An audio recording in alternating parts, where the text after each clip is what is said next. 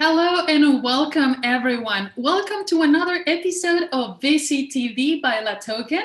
My name is Carol Zurita. I am the LaToken VCTV manager here in Singapore. And today I'm not alone. I am with a nice panel of investors and leaders discussing today's topic, which is about investment in plant-based food to decrease the carbon dioxide emissions.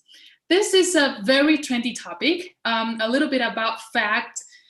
It's a very trendy topic, and that is because of the pandemic of starting last year, 2019, based on Forbes magazine, Americans, for example, American family started eating at home 40% more than regular other years, and that is to avoid the exposure to the virus. So because of that, and also because of stopping people from going to work, the whole transportation and stuff, and other reasons to create that CO2 that we've been having in past years, everyone, the whole world is looking into decreasing that those CO2 emissions that we've been seeing for the last years. And today we're going to discuss about that. We have experts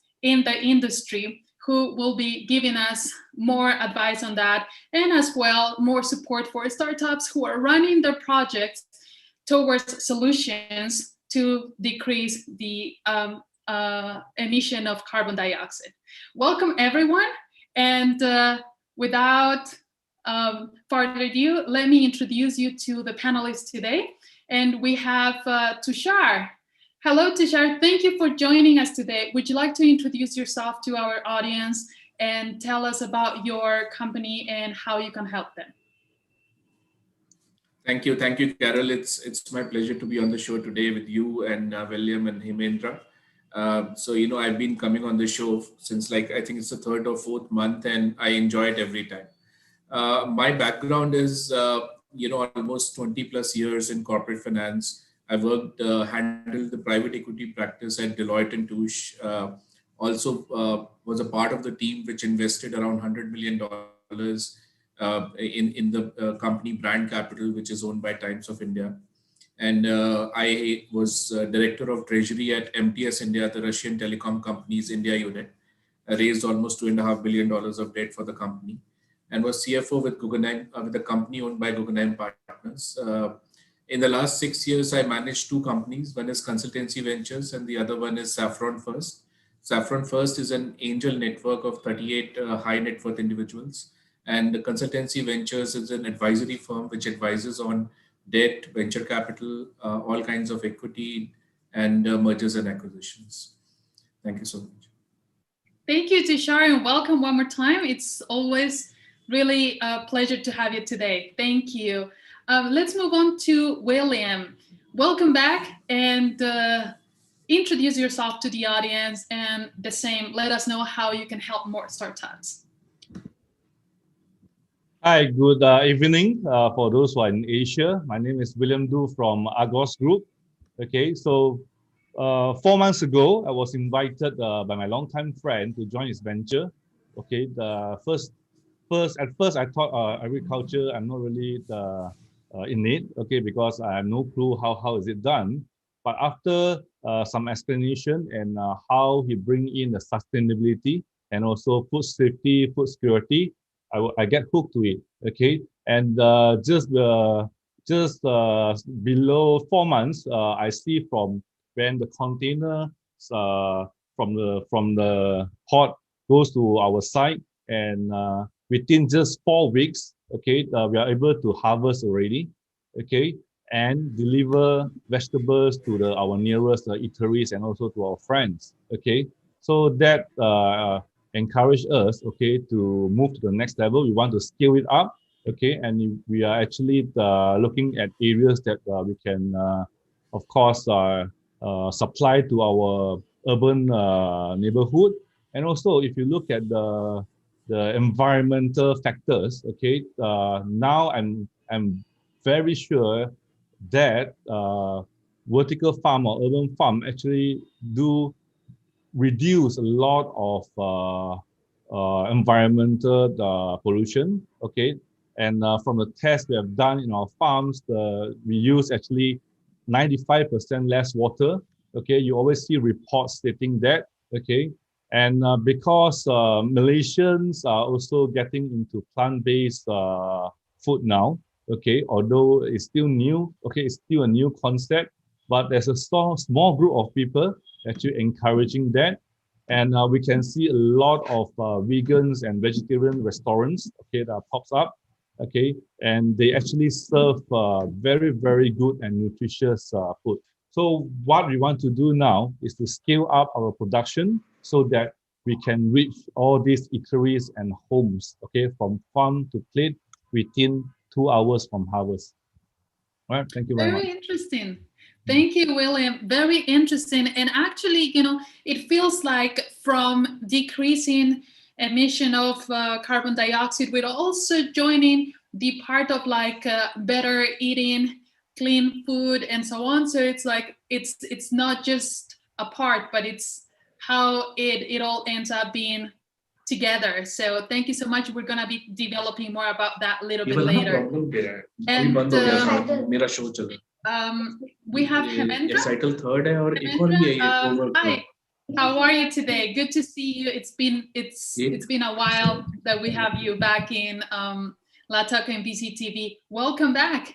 Introduce yourself, please, and let us know and the startups. Please,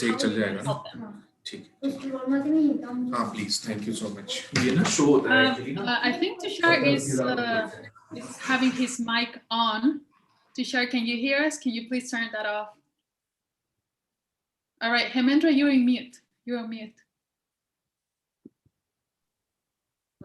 Okay, Carol, thanks very much. It's a pleasure to be a part of this panel, and great to have William and Tushar as well on the panel.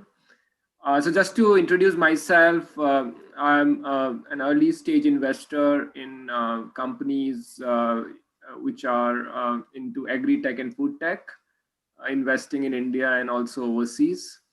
I'm associated with multiple funds. One of them is Bharat Innovation Fund, which is an early stage deep tech fund investing across sectors at the pre-series A level. Apart from that, I advise quite a few international funds now looking at Indian market for investments in food and agriculture. So I think that's the primary part of work I do. I also manage a startup of my own. It's called Think Ag. Think Ag is a platform for connecting agri-tech and food tech startups with corporates, with investors, with incubators. It's a platform where we try and build these relationships so that startups get a chance to pilot their products and take it to the market. So it's been supported by about 15 odd corporates like Godrej, Kids Foundation, Rubber Foundation, Bayer, etc. Last but not the least, I do advise a few foundations and multilaterals on their strategy for agri-tech, agri-businesses, which can potentially impact smallholder farmers in India. So that's what I do. The topic which you have chosen today is a lot of interest, plant-based foods. It's an area of interest. It's still evolving in India. I think Singapore is quite ahead than what India is. But I think plant-based meats and things like that is the future, and we see a lot of potential in that. India is a different market, so I'm happy to talk about what's the potential here, what are the challenges, and if there are any startups who's looking to make entry into Indian market, want to learn a little bit more, I'm happy to help them. Thank you. Fantastic. Thank you so much, Hemendra. So it's really good that all of our panelists today, they are related to this topic in the industry itself. And yes, I mean, globally, this new concept of plant-based food, it's getting much more traction day by day, which is really great. And that's why we're treating it today, to encourage more startups who are also looking for that solution and they need the support. So that's why we're here. Thank you so much. So now we're gonna go through the round of questions that I have prepared for you guys. And before I do that, I really want to mention publicly something that the last news have announced, that Singapore is actually the first country in the world to have approved the cell-based meat. It's not plant-based precisely, but because with this we are avoiding the cattle growing, and also that carbon dioxide that it is that produce the cows that are producing for meat. So we are very proud of that. People who are in Singapore, we're very proud of that. And moving on to the questions, I would go through the same in the same order. William, how is meat production affecting the environment? So let's go back to that so we understand much more what's going on or what has been happening throughout the last years. So how is this meat production or the cows affecting the environment? So this is a very scientific questions. Okay. All right. I'll try to answer it. Okay. First, the waste from the cows. Okay. The amount of water used, and of course the land. Okay. A lot of people mistaken. Oh, Malaysia. Like for example, we talk about Malaysia. Okay. We have. I saw some debates when we start promoting vertical farms. Okay. A lot of people say, oh, Malaysian has ample of land. Okay, yes, in fact, it's true compared to Singapore. But if you look at the suitable land for agriculture, okay, so Malaysia is the largest producer of palm oil and rubber, or used to, okay. A lot of land are actually used for that purpose, all right. But if you look at real plantation or real soil that's suitable for agriculture, then you'll notice that there's not many choices, okay. In Malaysia, most of the farms are actually based in the highlands, Cameron Highlands. And if you look at Cameron Highlands, which is in the state of Pahang, for the last few weeks, you will notice that because of the monsoon season, okay, there's landslide, okay, there are a few places or a few roads and bridges are actually destroyed, okay, in those extreme weather, okay. So those produce of farms, okay, most of them are destroyed in the process, okay. And if you look at in deeper sense, when what happened to those feedstock, okay. So a lot of feedstock that is on those farms, okay, in the highlands or even in the lowlands, are actually affected by the weather, okay. And when this happens, that will of course obviously affect the food supply chain, right? So when you come back to how is meat production affecting the environment, I would say number one is the wastage or the wastage that discharged from the animals. Okay, they are not properly treated and it flows back to the river. Okay, and those using those same water source, and some places we can see in state of Selangor for the last 1 or 2 years, there's always water pollution. Okay, from factories, from farms. Okay, that discharge their waste straight into the river. Okay, I stay in the state of Selangor. We are supposed to be the most advanced state in Malaysia. Every 2 weeks or on a monthly basis, I receive notice that water supply will be disrupted. And the worst case is we actually went for 4 days without water supply. Okay, so yes, that's also encouraged me to go into vertical farming. Okay, and also encourage plant-based food. Yep, that is a very wide answer that you just provided, and pretty much tell us the whole affection that it's not only the cows growing itself, but also the whole what you mentioned, the water pollution and so on, the whole chain that is affecting us. Thank you for that, William. So Hemendra, same or similar question to you from the perspective of India. How is, considering that we have cattle grow in India as well, so how is it affecting in the carbon dioxide emission?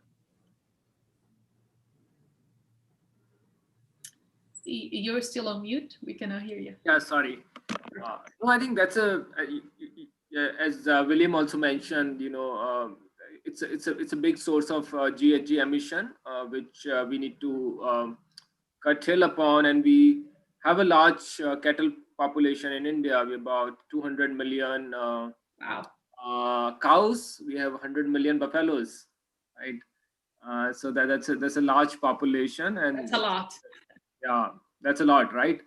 But fortunately, in India, beef is not a big meat. Most of the Indians don't eat beef because of religious reasons, right? So most of the beef that is also exported out of India is mostly from buffaloes, which goes to Middle East, right?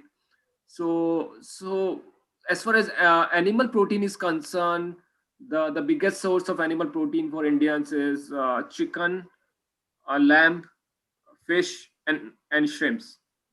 Right. So I think those are the four big categories in animal protein, not as much as beef as probably in other countries. Having said that, I think there is a large section of the population which is vegetarian, and they're looking for solutions which are plant-based. And that's where I see there's a huge potential in India to develop those products. People have tried developing those products from things like soya bean, from jackfruit, from pulses. So I think they're at various stages of development. I think in India it's important to understand that plant-based meats, it need not be positioned as a meat substitute, right? Because our meat consumption anyway is very low. A per capita meat consumption per year across all kinds of meat is not over 10 kgs per year per capita, which is anyway very low. I think the positioning for plant-based proteins in India has to be more around nutrition and alternate to the conventional proteins which are available. Be it milk, be it pulses, be it proteins that you get from horticultural products. So I think that's where the opportunity is, right? And that's where I see a huge potential for R&D, product development. A lot of oil seeds that are produced in India are a good source of protein. Of course, soya is the most common, but cotton seeds, castor seeds, sal seeds, a lot of other oil seeds are a great source of protein. But unfortunately, not much R&D has happened on those. The challenges around extracting those proteins in a commercial way, destabilizing the anti-nutritional factors, and improving the digestibility. I think these are the few challenges which are there as far as plant proteins are concerned. And that's why you need a strong R&D. You need teams which understands it. You need a laboratory setup, right? So I think that's one area which I feel bullish about. And because we are a protein deficient country, a per capita consumption of proteins per year is per day, per capita consumption is about 10 grams against recommended 60 grams. So we are a highly protein deficient country, despite the fact that we drink a lot of milk and we have other sources of protein also, but clearly the demand is far higher than the supply. So I think alternate protein per se is an interesting area. It can be a meat substitute or it can be a protein by itself, right? So I think that's a distinction which one has to make if you're looking at the Indian market. Okay, thank you, Hemendra. It sounds to me that going plant-based food or eating plant-based food is not only helping the environment, but also healthy. There are other options. It's about the culture, it's about the education, and moving towards that. Thank you for those insights. Tushar, so having said that and following the same bread, question is going vegan or vegetarian the solution to decrease the carbon dioxide emissions? Yeah, Carol, very good question. Yeah, are you able to hear me? Yes. Are you able to hear me? Yeah, we hear you. Okay. Yeah. So if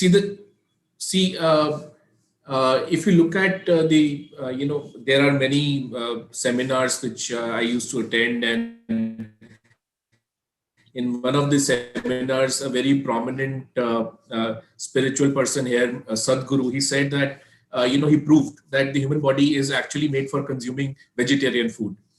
So there can be many views about this. I'm not getting into that, but let us take some statistics.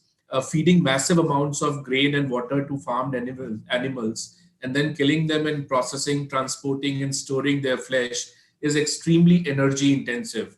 And that's what we are talking about. We are talking about those gases like carbon dioxide, like methane and nitrous oxide, which do a lot of harm to the environment and which increase the temperature on Earth. If you talk about carbon dioxide, burning fossil fuels releases carbon dioxide. It's on average about 11 times as much fossil fuel to produce a calorie of animal protein as it does to produce a calorie of grain protein. Considerably more carbon dioxide is released. So there was a research at the University of Oxford which found that not eating meat by up to 73%. And if all people worldwide were to stop eating meat products, the area of land used for global agriculture could be reduced by around 75%. And the remaining agriculture land would be sufficient to feed the world's population, according to that research. And the loss of natural habitat due to agriculture is the main cause of the current mass extinction of wildlife. So vegan, a lot of people are going vegan. I feel a vegan diet is the best way to reduce an individual's environmental footprint. And the consumption of plant-based foods not only reduces greenhouse gases, but also it reduces global acidification and land and water use. Mm-hmm. Thank you very much for that.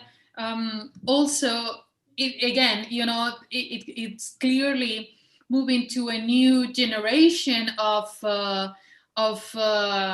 consumers in terms of like more plant-based, less carbon dioxide, and also much more healthy and saving the planet for all of us. That's really good. Thank you. Now, moving on from animal production to plant-based production itself. So we still know that first place beef production is the one that creates much more carbon dioxide emissions, and then pork, and then chicken.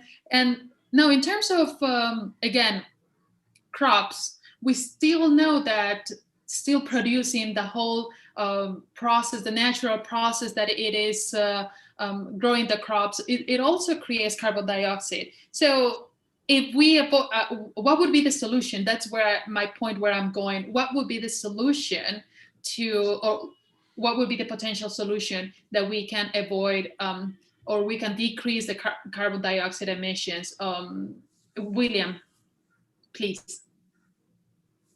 Carol, you always ask me scientific question. Okay, all right, it's okay. From my understanding, okay, the vegetables or plants, they actually need carbon dioxide. Okay, so we actually have a carbon dioxide tank in our farms, okay, in our vertical farms, all right? But coming back to the topic is, yes, we can't avoid emission of carbon dioxide because as you are producing or you're harvesting crops, for example, okay, most of the conventional farms, you need tractors, you need machines, right? You need to have tools to do it, okay?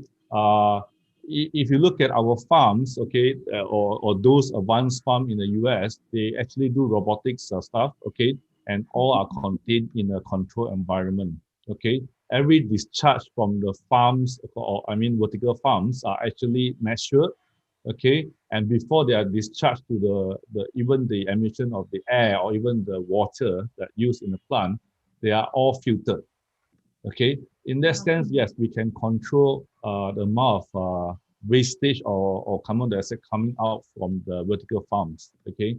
And if you talk about food processing, okay, the amount of energy used to process plant-based is less because if you notice, most of the plant-based food, okay, are served naturally, right? If you look at a vegetarian meal or even some vegan meals, okay, most of the vegetables are served raw. If you look at my virtual background, all these can be taken raw. Okay, you don't even need to wash it because everything is in an enclosed area. We don't use any pesticide. Okay, we hardly see any inside because it's controlled. Okay, so compared to a conventional farm, okay, everything that comes out are all recorded. So we have sensors, we have a record of all the produce, and we also measure the nutrient mix. Okay, so that we use the right nutrient that produce the right output. Okay, so all these are scientifically proven. Okay, so we just need to test and measure the output. Okay, so in that sense, actually, we are I'm confident to say, I'm not sure about other farms, but vertical farms, in my opinion, really does contribute less carbon dioxide emission. Mm-hmm. Thank you so much, William. Actually, although that question was a little harder, you did it really well. Thank you so much. So following that new solution that is the vertical farms, so in terms of going from individual users to companies and organizations, Hemendra, this question goes for you. How would the vertical farms help in the in decreasing the carbon dioxide that emissions that Will mentioned clearly that we will never be we won't be avoided totally, but it's a fact of decreasing. So how would organizations will help by using vertical farms? Thanks, Carol. Good question. And I want to say that, even in conventional farming, there's potential to reduce carbon emission, which we should not overlook, because all said and done, 99% of farming in countries like India, Africa, and most of the Southeast Asian countries is open farming, right? So we should look for solutions where we can control carbon emission in conventional farming as well. And there are solutions, right? For example, I can tell you from India experience, we use much more urea than the soil needs, and which causes a lot of emissions, which can be reduced by two interventions. One, measuring the NPK profile of the soil, right? If you measure soil nutrition, you can apply fertilizers in the right proportion, and that's where you can reduce the significant application of urea which is being used in India. And there are a lot of technologies available where you can carry these kits to the to the field, test the soil, and within 30 minutes you have results. There are startups in India like Krishi Tantra, like Arogyam, Easy Krishi, who are providing these kits to the farmer so that their fertilizer applications are optimized. So I think that's one. Secondly, there are a lot of new methods coming up, like urea deep placement. It's a very interesting method, and where you, instead of broadcasting urea on the soil, you prick holes in the soil and put the fertilizer very close to root zone so that it does not travel all over the place, and it's very effectively utilized. So again, there are startups like Distinct Horizon in India which are trying to build machines which can do a urea deep placement and reduce significant use of urea and reduce the carbon emission in that process. So I think we should also look for those techniques which are relevant for open farming, right? Okay. And likewise, there are many solutions available to test the water content in the soil, to apply irrigation as much as the plant needs through precision agriculture mechanisms.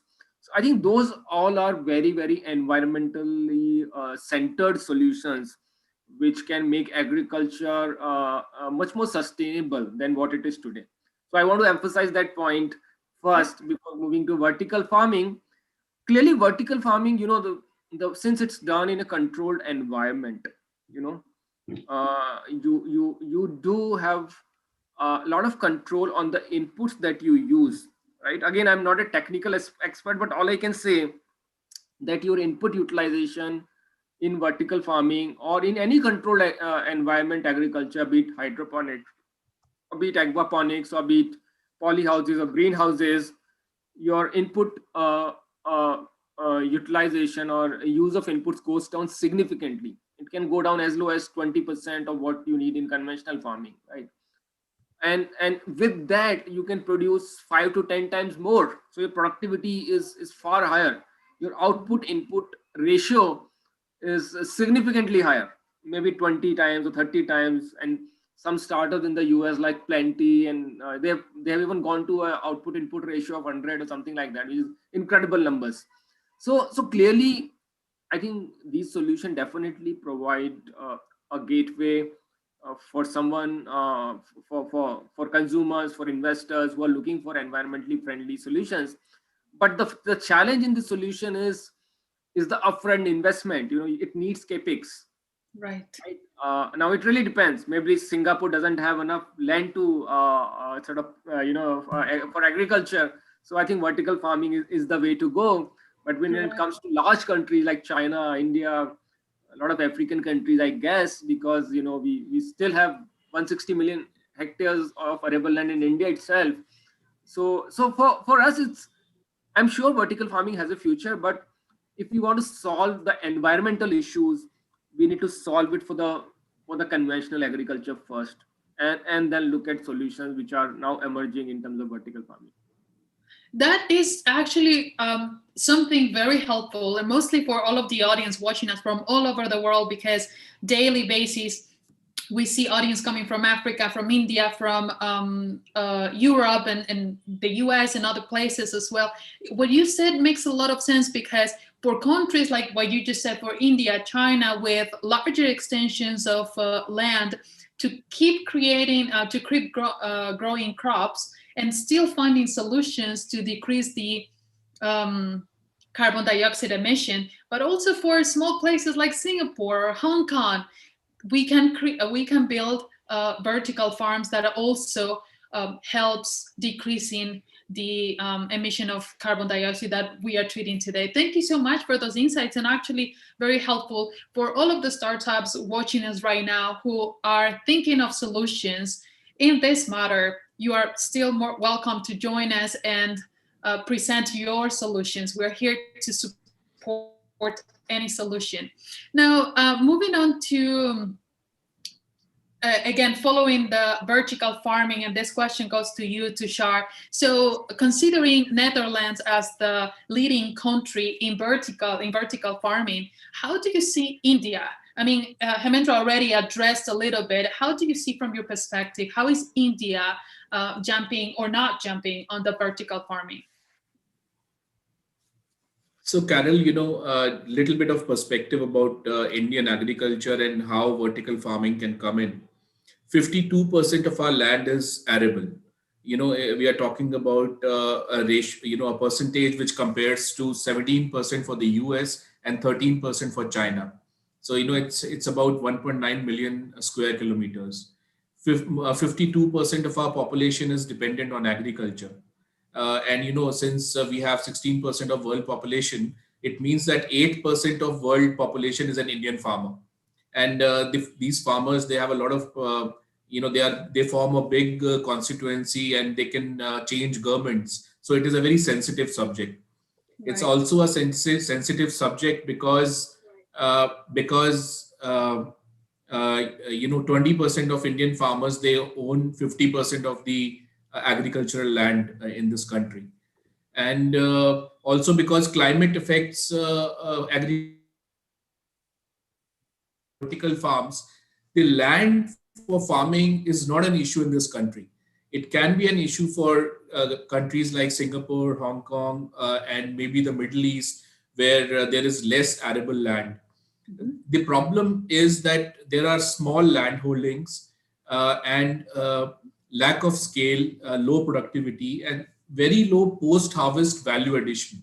So if you increase cold chains, if you increase food processing units, if you make the farmer understand how post-harvest value addition can bring him the dollar, then those are the issues which need to be sorted out. And a lot of work has happened in this field. We have some new farm laws which have come in, which are revolutionizing the agriculture value chain, eliminating inefficiencies like enabling farm to fork processing, exports, cold storage, and even online trading of agriculture produce. Now there were 450 agri-tech startups in India at the start of this year, and right now there are 600. So this space is growing very hot. Apart from vertical farming, which is one big idea, we have things like demand-led cultivation. We have managed farm networks. We have unique ideas like there's a company in AgriTech which is converting floral waste into charcoal-free luxury incense products. And these incense products are used in temples out here. So we have farm to consumer companies. One big area is the rural fintech. So, farmers, they have difficulties accessing credit. So, using fintech by treating their farm produce inventory as collateral, a lot of lending opportunities there to these farmers. Then, we have afforestation. We have the example of Japan where afforestation is successful. There is a drone company which came to me, which uses drones to throw seeds and does afforestation. Then we have a company which came, which is bringing 100% organically grown fruits and vegetables to doorsteps of the consumer within 12 hours. So, that is a kind of a very challenging, hyper-local, operationally heavy kind of startup. And so, this space is very strong, be it agronomy, be it farm to consumer, be it precision agriculture or life sciences. All right. Yeah, thank you so much, Tushar. And yeah, it sounds that more solutions are coming up. And again, just the same call to all of our startups who are watching us right now with various solutions. Everyone is welcome to come meet our investors, pitch to them your idea. We're here to change the world in a better way. So thank you, Tushar, on that. Now, from the perspective to investment, so solutions, startups coming up with what Tushar mentioned, the organic products coming to your doorsteps and so on. So solutions are there, startups are coming up, but from the perspective of investment, how accessible is it? Let's discuss that in Malaysia. How is the openness that Malaysia is investing in this type of solutions? Okay, there's a lot of startups providing agri-tech. It has, because Malaysia has been traditional agriculture country. Okay, but those are predominantly in the palm oil and rubber. Okay, are related. There's a lot of increased adoption of IoT in farming. My partner, for example, 5 years ago, he actually advised a group of chili planter, okay, to adopt his solutions, okay, and in less than 6 months, the yield went up by 50 to 100%, depending on the crops.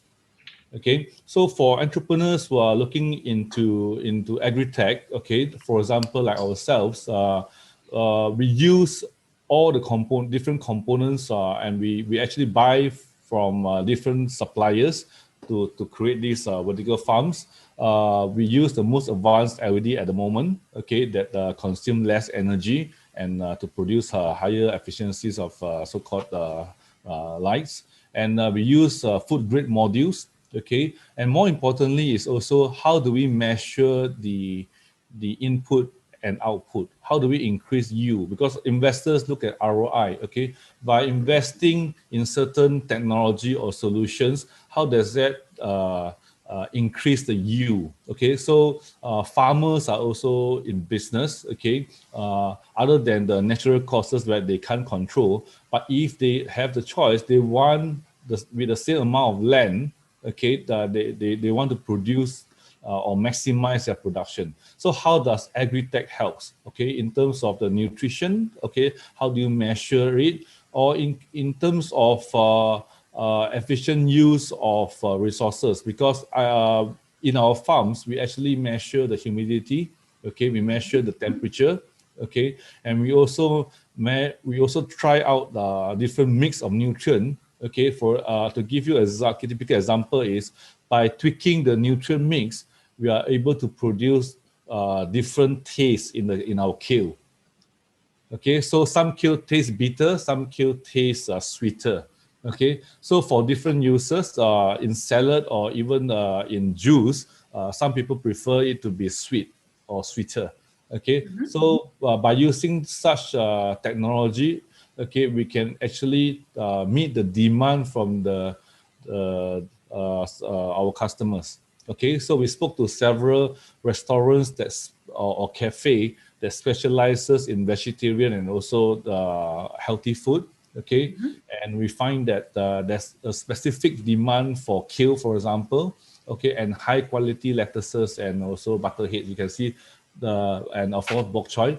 These three pictures behind me are the top three choice at the moment. Okay, right. So we are also doing a lot of data collection on how to increase shorten the harvest cycle. Our initial estimate is 5 weeks to our first harvest, but in fact our first harvest is 3.5 weeks. Okay, by cutting 1.5 weeks production time, harvest time, we are able to probably produce 4 more cycles. Okay, that will increase the yield of our farms. Okay, so of course at this moment we are still experimenting it. Okay, but as we are growing our farms, we are looking at 90,000 square feet of space. That's why we are raising the funds now. We are able to actually set aside probably 5,000 to 10,000 square feet just to test and experiment with the different crops. Okay, so hopefully in the near future we can use that to actually help farmers, okay, in Malaysia or around the world, okay, on to how to increase our production. Amazing, thank you so much. And actually, is that kale and spinach the ones that are showing on your picture?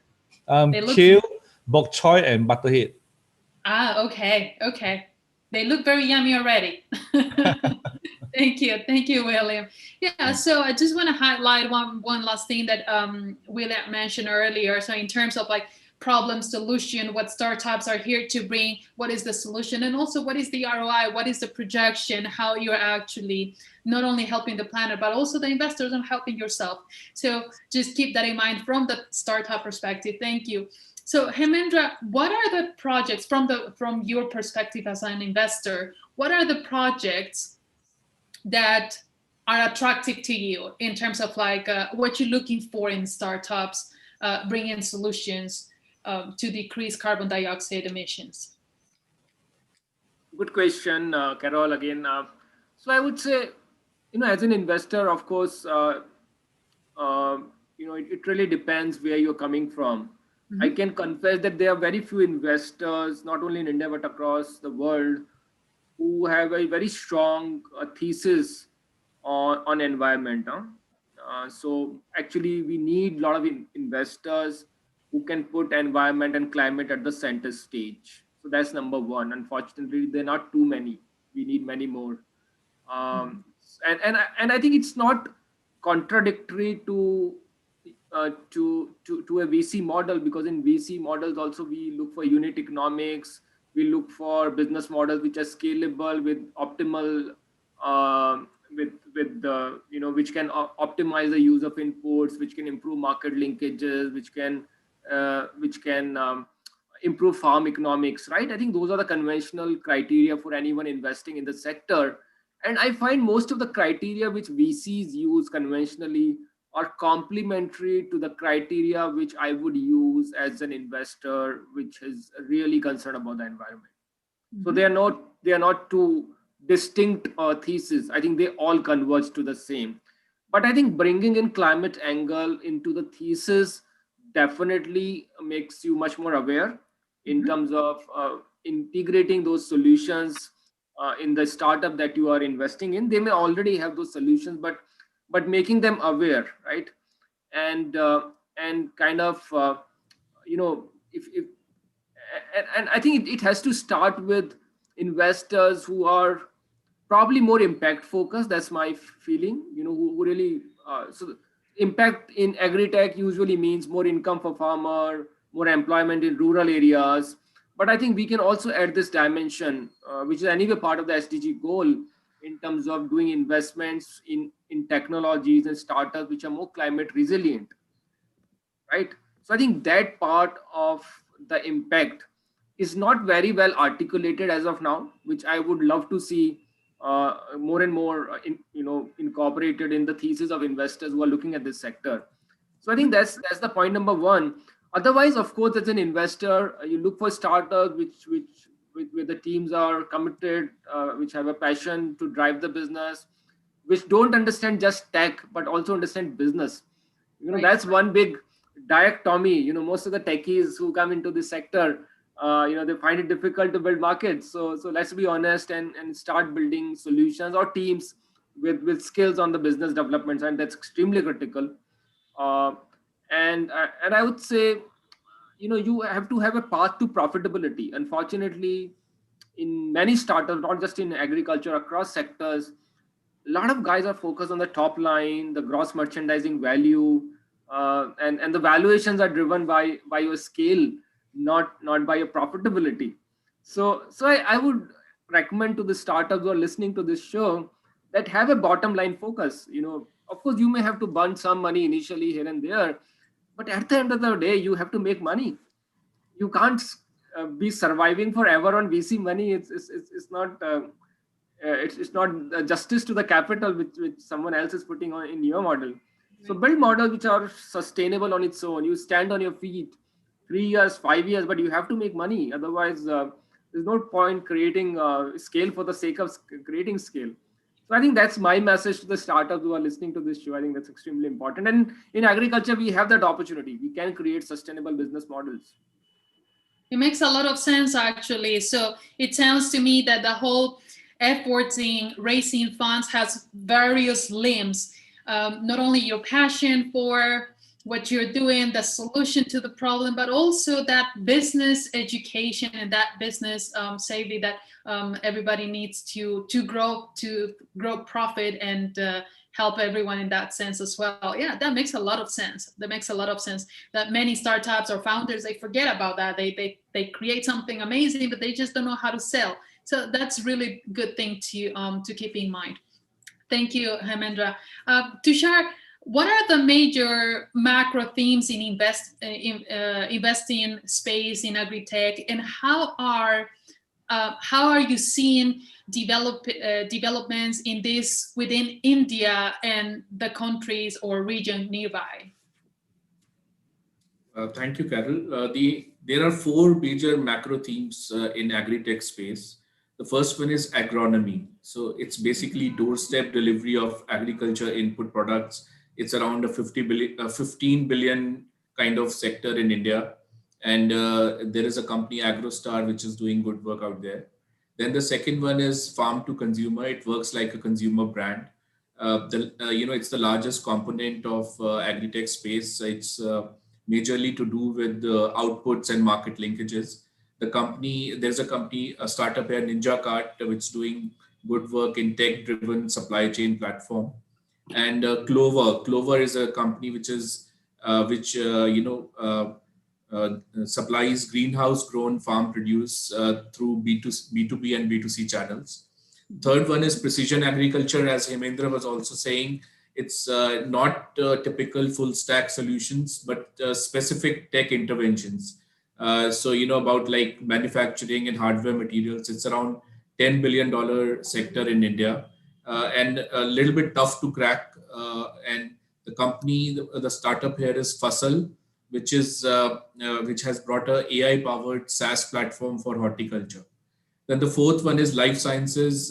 It's basically about the power of and power and capabilities of big data and data sciences. For example, alternate proteins. So in all these 4 areas, we are seeing a lot of investments and work being done. Again, it's not an easy space to be in. One might talk about fancy IoT sensors being placed on equipment and stuff like that. But, if you look at the macro picture, we have trillions of dollars of subsidies given to agri sector across the world in Europe, US, and other areas.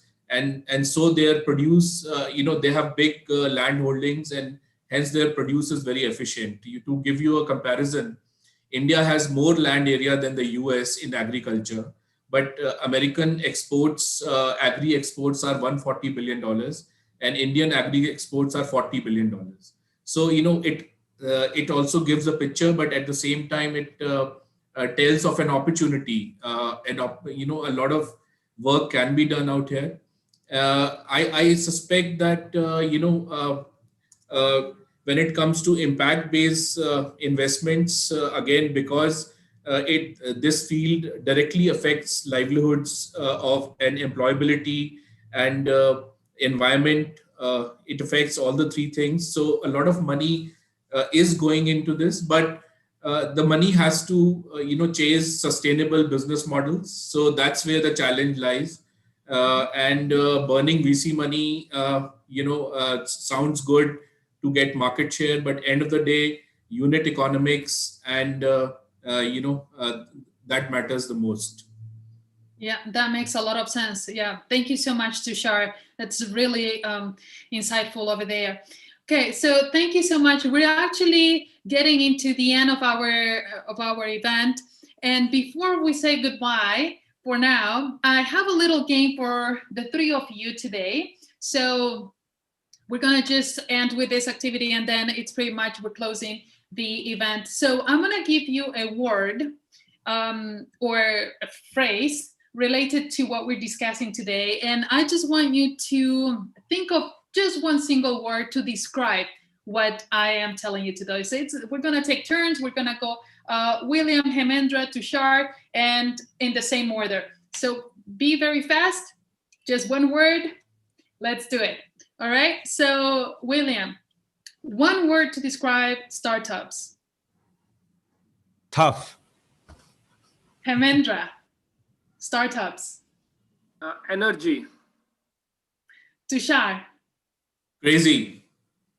Wow, okay, that's, it speaks for itself. Thank you so much. Next word, William, solution making. Problems. Hemendra, solution making. Scaling. Wow. Tushar. The basic skill. Okay, all right, let's do one word. Thank you. William, this one is for you. Plant-based food, one word. Delicious. Hemendra, I agree with you, by the way. Hemendra, plant-based food. Sustainable. Yeah, totally true. Tushar, plant-based food. The future. Yep. Pitching. William. Sorry? Pitching, as a startup, pitching. Oh, okay. Prepare. Hemendra. Convince. Wow, okay. Tushar, pitching. Keep it simple. KISS. KIS. Keep it simple. That's a good one. Just one word. Just one word.